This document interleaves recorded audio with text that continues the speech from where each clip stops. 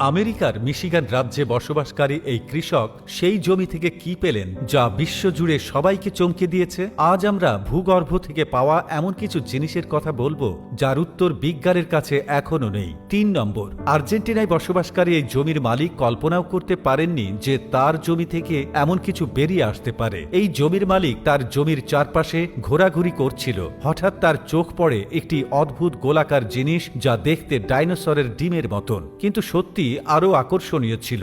কৃষক এই অনন্য জিনিসটি দেখে নিজেকে থামাতে না পেরে মাটি খনন শুরু করেন। এই অনন্য জিনিসটি মাটিতে ৩ ফুট গভীরে পুঁতে রাখা হয়েছিল এবং অনেক চেষ্টা করে বের করা হয়েছিল। এই খবর গবেষকদের কাছে পৌঁছলে জানা যায় এটি ডাইনোসরের ডিম নয়, ১০,০০০ বছরের পুরনো একটি প্রাণীর দেহের একটি অংশ যাকে বলা হয় খোল, এবং এই অংশটি প্রাণীরা তাদের প্রতিরক্ষার জন্য ব্যবহার করে। আশ্চর্যের বিষয় হলো এত বছর পরও এর শক্তিতে কোনো উল্লেখযোগ্য পার্থক্য